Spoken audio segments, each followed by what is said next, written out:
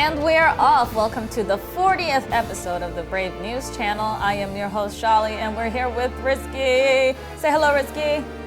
Hello. All right, and this is the show that brings you all of the hottest, most newest, most updated information about our awesome application, Brave Frontier Global, available to you guys for iOS, Android, Amazon, and Windows devices. Now, this is going to be the opening BNC of the year, 2019. So, Happy New Year to everyone. Hope you spent some lovely holidays with all your loved ones and your friends and doing lots of fun stuff. Hopefully you were safe. You know, I know that a lot of people like to play with fireworks and all that. So, make sure that you're exercising care when handling those. But I'm excited for 2019 because Brave Frontier just keeps going and going. And we have a lot more to share with you guys to start off the year right. And in order to do that, we have a lovely, marvelous login campaign for Brave Frontier in order to celebrate the new year. It's going to run from January 1st to the 31st, and you're going to get a total of, and correct me whenever I say something wrong or risky, because I don't want to lie to anyone here. So you'll get a total of 20 insignia tokens, which is pretty good. You get one Brave Summon ticket, which is also very, very nice. I've actually gotten very lucky off of Brave Summon tickets recently. I got Kagiya. Yeah, the seven star, not 8 star. Look at me, Omni. Sorry. See, people, if you spend enough time on the internet, you start saying things the way that everybody else says them. So I almost said 8 star instead of Omni, which is the proper form. It's Omni, it's not 8 star, okay? Okay. All right, it's just making that clear. And then you can get 9 Omni frogs as well. Yes. Which of course can help to, get you loads of SP, and you can also use them to evolve them into the Omni Emperors, which actually furthers your cap of SP, right? To, is it 130? Yeah, 230, yeah. From 120 to 130. All right, so you get a total of 30 fabulous items, and please make sure that you're logging in every day so that you can claim all of these, because you don't want to miss out on any of them. They're all very, very useful items. Especially, I feel like the insignia tokens are very hard to get, and unless you're summoning like crazy, sometimes you can't really get a hold of these. That's literally that's worth like 100 gems on the normal day. Yeah. So maybe when you are having a during promotion where they have double insignia tokens, you can get it in 10 summons, but normally you will get it in 20 summons. So it's still a good deal. Yeah, so I totally agree. I think it's a great deal. I know that I've been trying to save as many as possible, but sometimes I'll forgo them if I really desperately need a summon ticket. And I'll trade some of them out, but I always kind of regret it. Because I feel like I'm never going to get those insignia units if I don't save enough. So you'll probably want to save up for Spellin because she can only be acquired by insignia tokens. So exactly. So I need to keep saving. And this is a great way to get me started with this login bonus. So I'm looking forward to that. Another thing that we have to celebrate the new year is a brand new New Year unit. And we don't have many New Year themed units, but this time around, somebody, I can't remember who pitched it first, but somebody had this great idea that, New Year's is very commonly celebrated with fireworks. And Kagiya is the epitome of this. I don't think that from the image itself you can see it, but if you look into her lore, she is a competitive top spinner, so she's underground, battling all these people with her top, and it's kind of like those illegal robot fights, except that instead of a robot, you have tops. Yes. And so people just, they do different modifications to their tops in order to be able to win these competitions, and Kagiya was kind of struggling for a new idea in order to further her advancement in these competitions, and she happened to find these fireworks in her room, and she's like, hey, I haven't used these, why don't I just attach them to my top and then go to the competition and see what happens. And what happened was a combination of very flashy displays literally flashy displays, and utter destruction because she's basically like melting or like exploding all these other tops that her top like, bumps into or whatever. And she kind of like set this trend where like the competition wasn't just a competition anymore. It was more kind of like entertainment or like a show. So it's really fun how they incorporated the imagery or the idea of fireworks into Kagiya's unit. What do you think of this particular unit, Risky? I think it really reminds me of one of my favorite anime on during my childhood. I can't really say the name, but I think everyone knows about it. Yeah, start with a B. Okay. And she looks really sporty yet like serious, like not that kind of like a carefree or whatever, but she looks like I'm going to compete with you all, and like this kind of spirit that really set tone into her characters, I think. Right. Yeah, I do agree. And I'm just wondering, maybe do you know what the original the story about her name? I mean, like probably people are wondering what is Kagiya. Do you have that? No, I mean, not from the English name alone. I would have to see it in kanji if it means anything in Japanese. Do you have any hidden knowledge behind her name, Risky? I think I know. I did some Googling skill, but maybe some of our players can write it in the comment below. Oh, okay. So guess what her name means? Yep. All right. It's basically something that has been shouted during the fireworks. Oh, okay. Celebration, like Kagiya and Tamaya. Yeah. So there's this kind of like an old story about her name. So. Yeah. Oh, all right. Well, now I'm very interested. Because if you say it's an old story to the origin of her name, it kind of contrasts this like modern casual feel that she has as a unit. So that's a very like juxtaposed scenario. But I mean, I'm here for it. I think she looks really, really cool. I like the idea of having a strong girl, in the forefront. Not all girls are like super delicate and pretty with like butterflies and all that jazz. Sometimes you just gotta add some fireworks to your top and just make things explode. Because that's life. That's really epic, actually. That's how life works around these parts. All right. Well, excited to have Kagiya join us in the world of Brave Frontier, but we have some more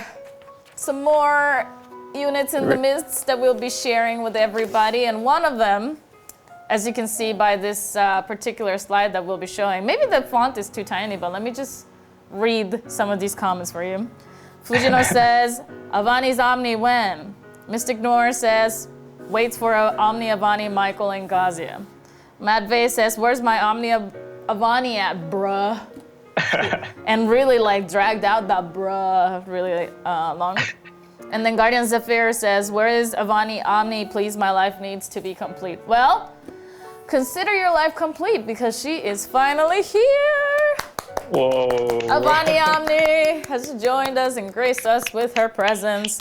And another example of what a strong lady looks like. I mean, Avani has always been that character who doesn't take crap from anyone. She's just like, no, I don't need to deal with your nonsense. We're just gonna do things and work them out, and that's it. That's like plain and simple, short and sweet. She always keeps it real. And this particular Avani is a very interesting version of Avani because it's the version of herself that didn't really partake in the war between the Deva and the Morokai. So this is an Avani that's more in touch with her freedom and her sense of the family that she's built, because she didn't know her parents and she didn't have any actual immediate family as a child. But she, as she grew up and she became stronger, she gained allies, and those allies became very close to her, and those are the people that she considers her family. But instead of being like in the midst of all of that war, she chose to kind of like step out of it, and we learn how it affected her in this particular timeline, or in this particular version of herself. But what do you think, Risky, of the lovely Avani here? I really love the two swords, because the two swords looks like it's really Morokai. Yeah, like definitely. With all the horn there, with all the decoration. And yeah, I mean, she looks fresher now. I don't know, like she used to have like a kind of like hood or something on the top, like maybe the armor itself. Yeah, But she now we had can kind of see her, like a wolf head going on, like wolf head, some yes, kind of yes. like decoration. Yeah, but this is awesome. I really hope that those who are waiting for Avani now have their life complete. Yeah, because that's basically what we promised, that we would complete their lives. So, I mean, I think she looks amazing, and I do feel like she looks lighter in some ways because she doesn't have as much stuff on her, but at the same time, she looks more powerful than ever before, like in my eyes. And I especially love the fact that you can see her horns very clearly. Yes. It's just that trait, you know, that really shows, you know, I came from this type of heritage. This is who I am. I'm not afraid to hide it. I'm gonna fight for me and my people for as long as it takes. So, congratulations to Avani for making it to the Omni team. We are very much looking forward to having her, as you know, is everybody else.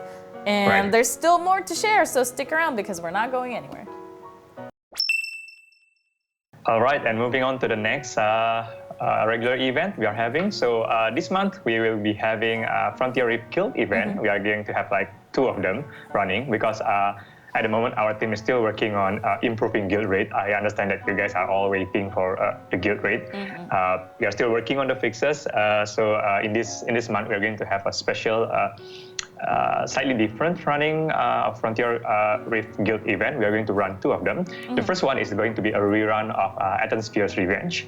So we are going to have the previous Athensphere character. We are going to fight the demigods, and as they mount a counter offensive against Kagiya, you are going to prepare your squad against fire and water and thunder.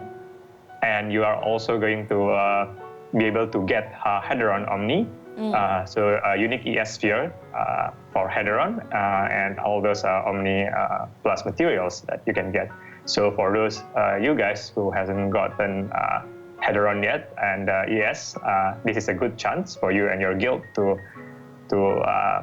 team up again for this Frontier Rift. And this will be open earlier in the month of January. And cool. next. Yeah, so and the next one, we are going to have the new Frontier Rift Guild event, which is called Drowning Darkness. So this is going to be a new story regarding the Emir. So you will have you will confront Sovinar's Herald in the Abyssal Depths and prevents the Naga from advancing into Emir. You're also going to fight against fire and water enemies. And this Frontier Rift Guild event, there will be a special rule applied that you can only use water and thunder squads. Okay. And as usual, you are going to team up with your guild, contribute to the guild's total score by doing your best run, basically your highest score. And within this, you can also get a new reward characters called Serentis. He's an Omni unit. Unique ES sphere for him and a bunch of Omni materials, Omni plus materials. So what do you think of the character, Charlie? I think he looks suspiciously similar to Sovinar. Okay. Yeah. I mean that body. Yeah, I mean, this is just based on looks. I don't know if they have any actual relation to each other. I think they would make a really cute couple. So, you know, if they're available, like maybe they can like call each other or something. But I'm scared that I might not be able to get my hands on Serentis because the Andaria Frontier Rift event is happening as we are shooting this, and you're only allowed to have dark and light units in your squad. Very similar to this Frontier Rift here. And I am getting absolutely destroyed on the very first stage. I think it's by the Juggernaut. Like, I don't know if I'm not like nuking enough or something, or maybe if just like the units that I have are not up to par. But I really have to work on like getting my mono squads like bolstered up and going so I can do these like Frontier Rifts better, because I'm really stuck. I think my water units are good, but I'm not sure about my thunder units, so I have to check on that. Yeah, it's going to be one of the direction that we want to focus on, which is the mono squad. So players can be more strategical in terms of like you cannot just slap any unit inside, but you kind of have to like basically prepare for your best mono squad. Yeah. Yeah. So what do you do at a Frontier Rift if you can't bring Elina? What do you do? I don't know how to play anymore. We don't encourage the so-called the IUVV exploit. So yeah, guys, try to think of other ways. All right. Let's just pretend that doesn't happen, or it's fine. But as Risky said, it's not encouraged, I guess, because there should be other ways in order to win, right? It's not like it's made impossible. It's just really, really difficult.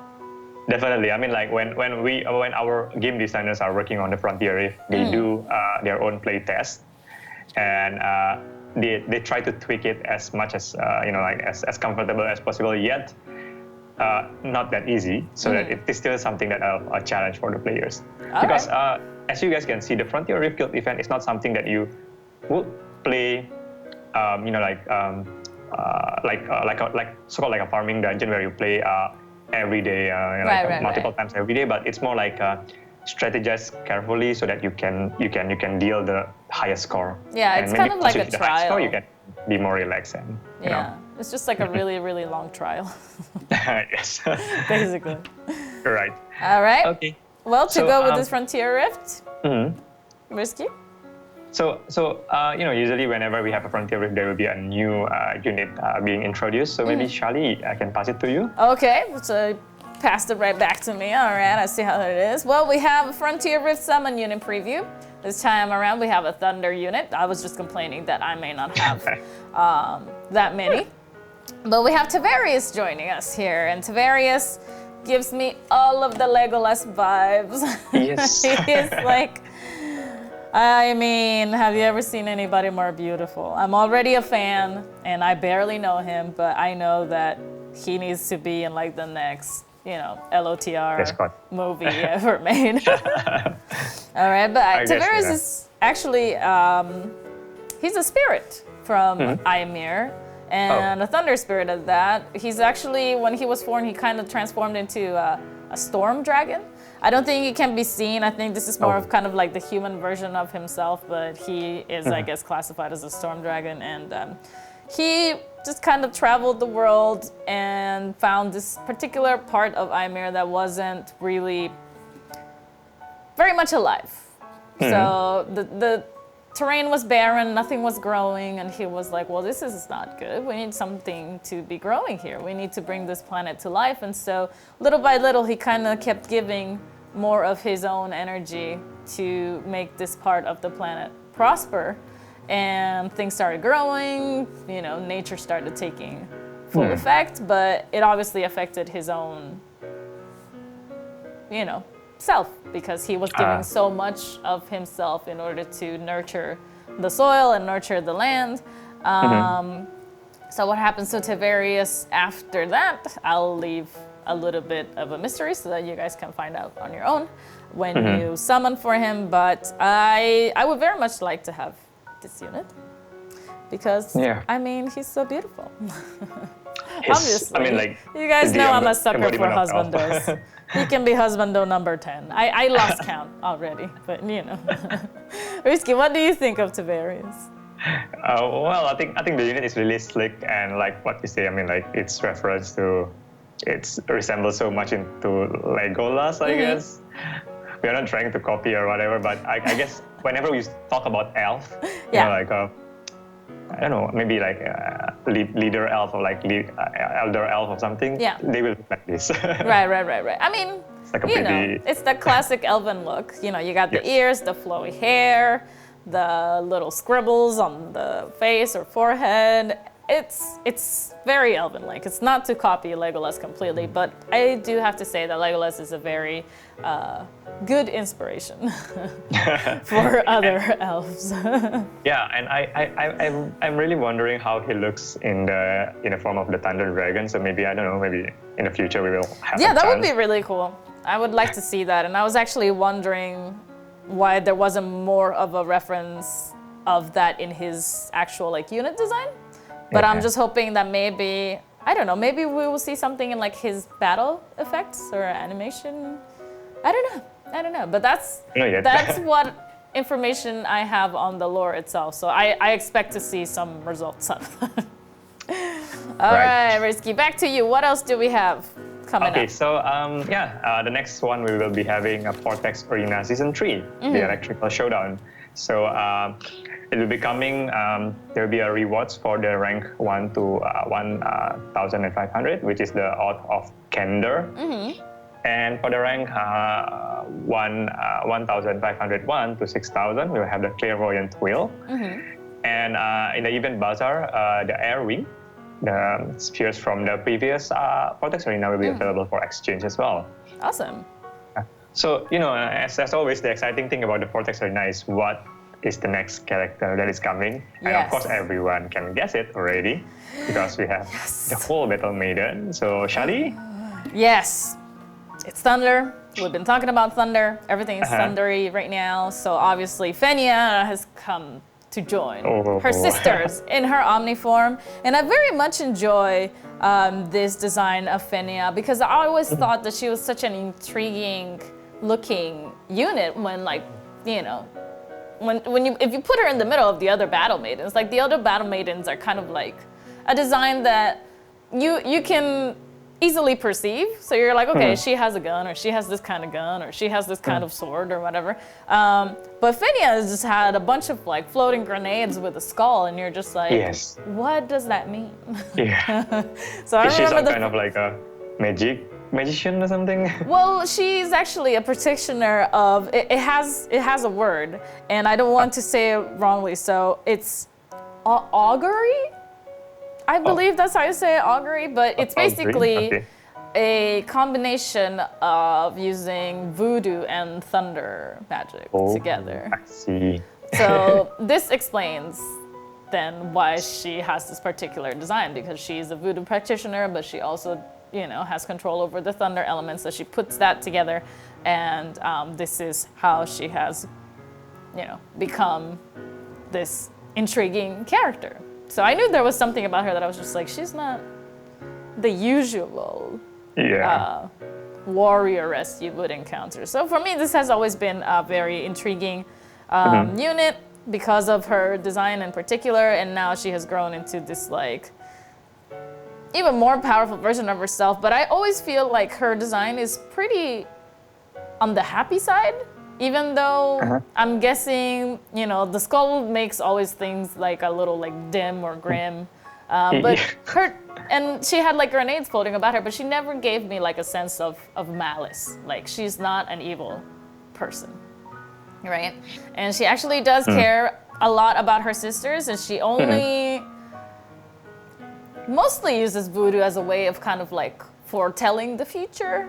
So she could use it to kind of like tell the things that happened in the past and things that happen in the future. But after some time using these abilities, she decided that, the time that I need to be living in is the present, because this is ultimately what is going to shape what happens in the future anyway.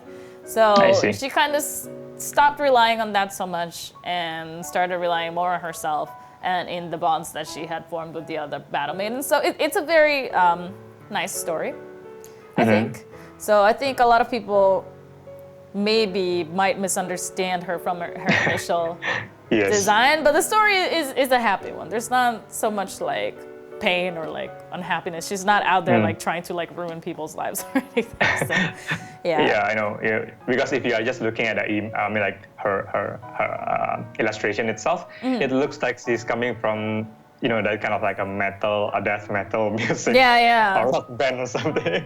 I mean, I would love to have this on a shirt. I think the design, especially the 7-star one, would make an excellent shirt. So there's an idea for Brave Frontier merch right there. Put Fennia on a shirt, I'll buy it. I will. Nice idea, Charlie. It's beautiful, it's beautiful. All right. Shall we move on?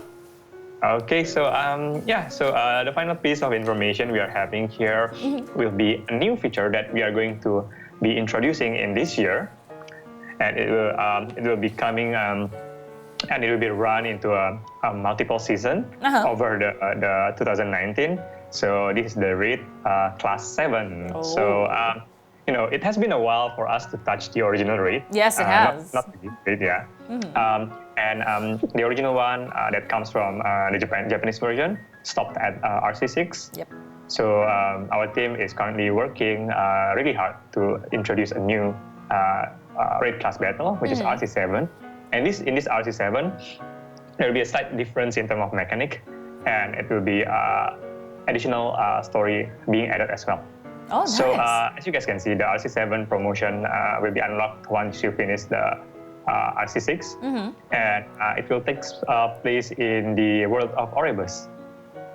And the focus on this RC7 will be the mono elemental enemy, and there will be a scheduled rotation between the element, and more the details on like how long will be each of the season or each of the kind of like bosses be updated later on.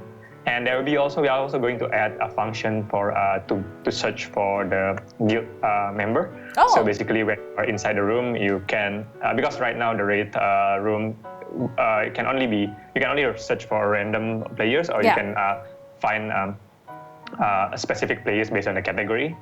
But we are going to add a filter based on the guild, so you can work together with your guild member that is currently online at that point of time. That's excellent. And also there will be changes in the mechanic that the bosses will respawn and scale in both difficulty and the rewards itself. Oh, okay. Yeah. So new rewards in this raid battle class 7 will be the RC7, the bazaar rewards, and there will be new materials that can upgrade the spheres, and there will be it will be a new source of guild tokens and the guild relic tokens as well. Yeah. So while we are preparing while we are trying to work on the actual guild raid features, I know you guys are always waiting for this. We want to explore the alternative for players to enjoy the raid battle with the guild member as well. So that will be the raid class 7 that we are going to prepare.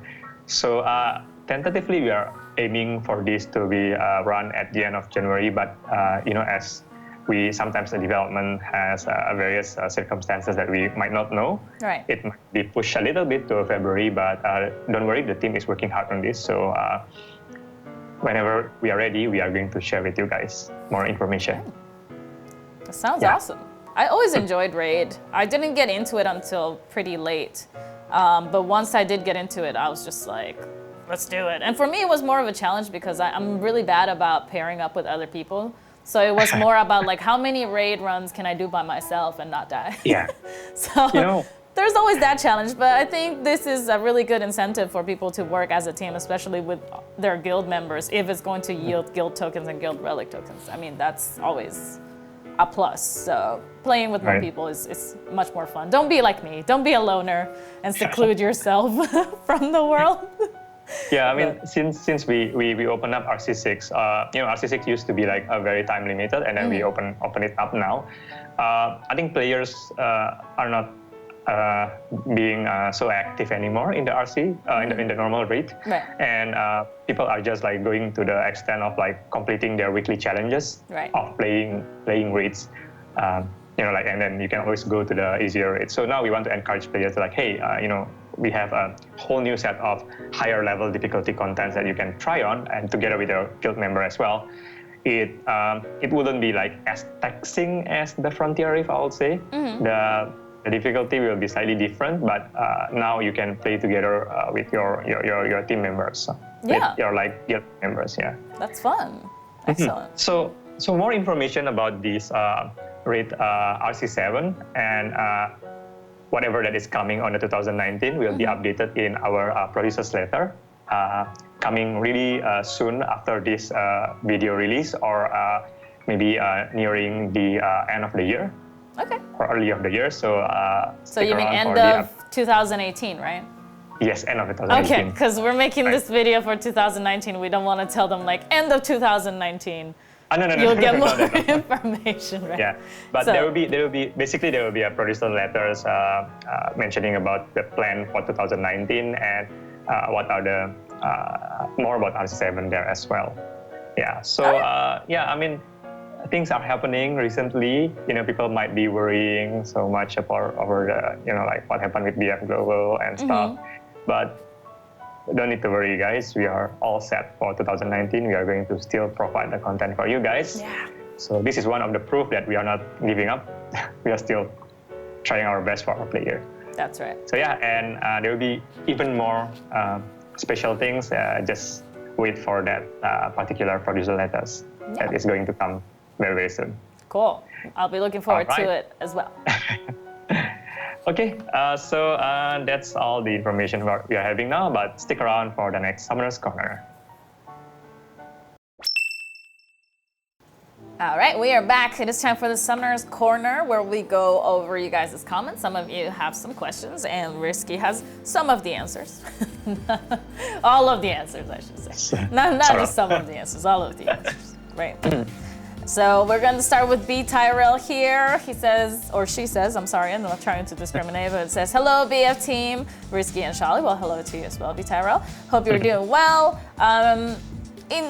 To summate his comment here, or her comment here, sorry, they really like the music of Brave Frontier, and they're wondering if there is any way to release a Brave Frontier album with all of the music on it. I don't know that this person is aware that there is an actual Brave Frontier soundtrack. Yes. It's just available in Japan because of reasons beyond our control, but it would be very nice if the soundtrack at least were available somewhere more global with a little bit more access, because I mean it is music, so there's not. I think people would be able to live with like the covers in Japanese, and maybe there's a little booklet in Japanese. If they just want the music, I think that would be cool to have. Or if maybe the soundtrack itself was like downloadable somehow, like on iTunes or something like that. But not only the music itself, but also the Brave Frontier wallpapers are always amazing, and I especially love the ones that our art team makes with all of our original units on it. And BTyrell is wondering if there's any way to make these into posters that they can buy somewhere, which I think would be a great idea as well. So Rayjie, what do you think about these 2 points?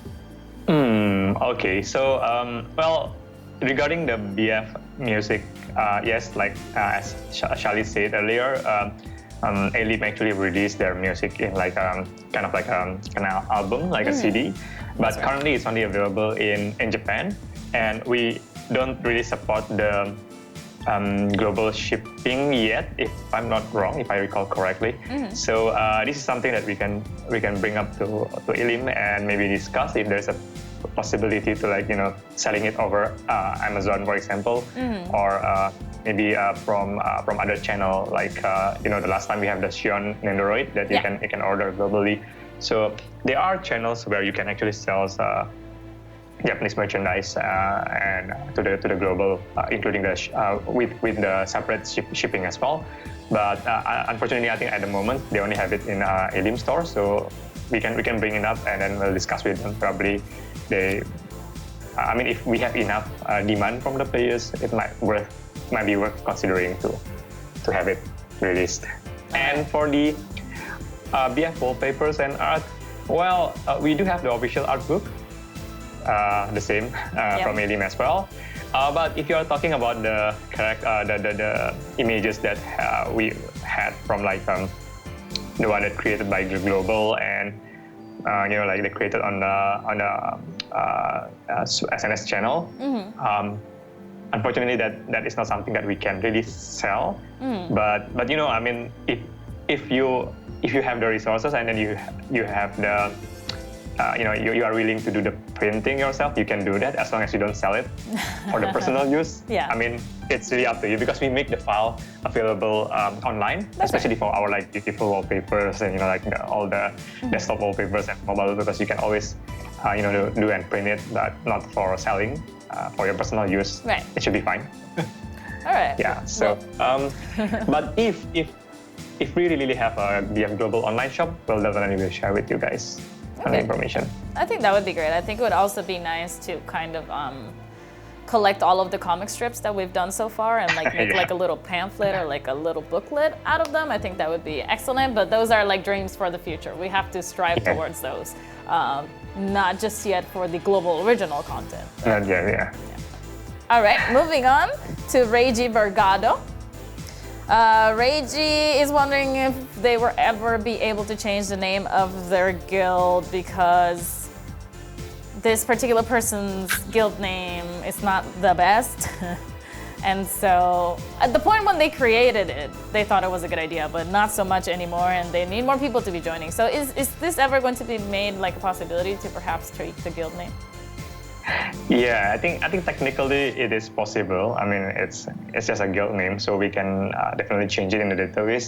The only concern is more on the on the operation side. Like, you know, what happens if people can just change their guild name, you know, like casually? Will that confuse the other players? Will that cause players to be tricked into joining a guild that actually, you know, like kind of like a fake guild, or like guild that try to imitate another guild? Right.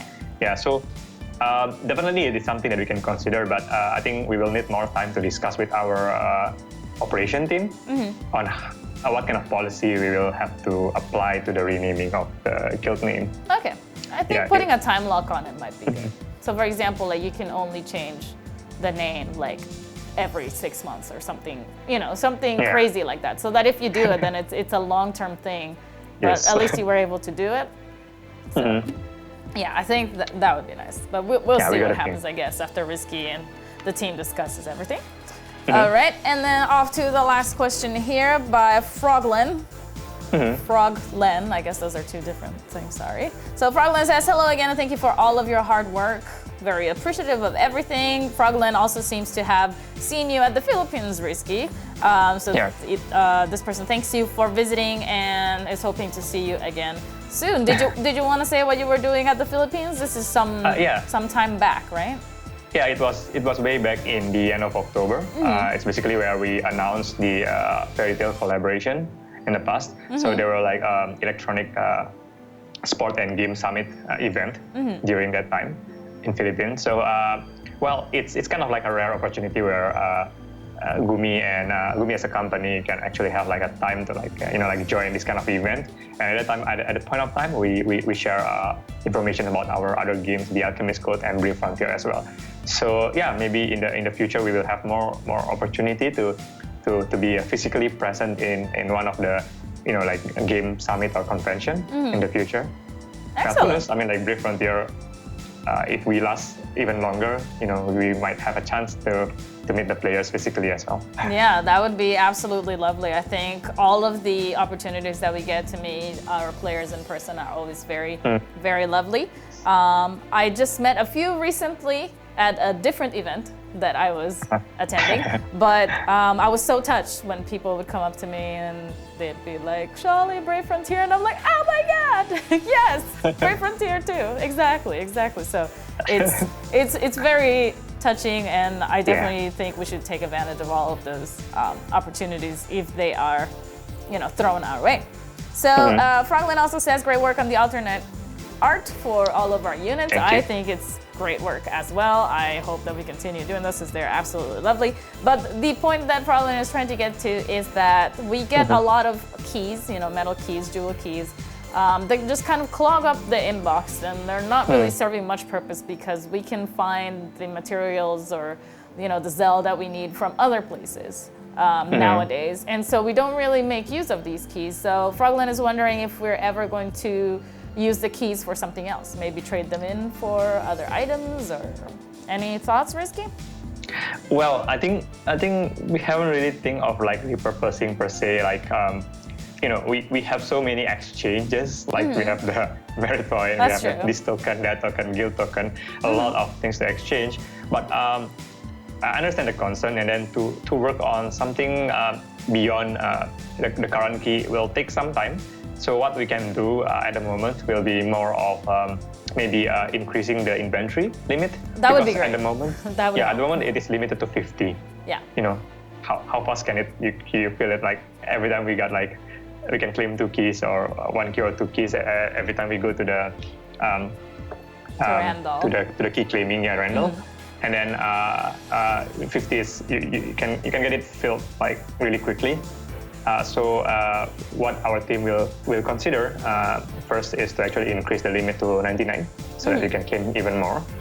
And I think there are other ideas from the players as well regarding the maybe a special dungeon with frogs. Okay. Like give some kind of frogs. Well, frogs is kind of like, except for the burst frog and the sphere frog probably, they are supposed to be very rare, a commodity, so a lot of balancing will be needed.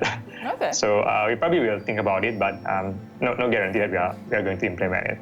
Okay. But we will consider that. Cool. Well, I think starting off with increasing the inventory would be a lovely idea because I myself suffer from the very same problem. Like I forget to claim them and they just expire in my inbox and I'm just like, oh, well, my inventory was full anyway. So it's not like I can just sit down and spend like 50 metal keys in one go because I have too many things to do. But yeah, I think that would be a great start to that.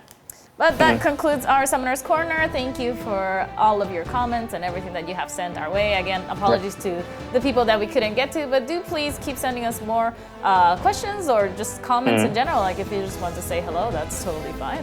We love to hear from you as well, especially going into 2019. There's so many things that we want to work towards. We have so many goals in mind and so many things that we really want to prepare to keep Brave Frontier going and going and going and going. So please don't be shy. Come say hello.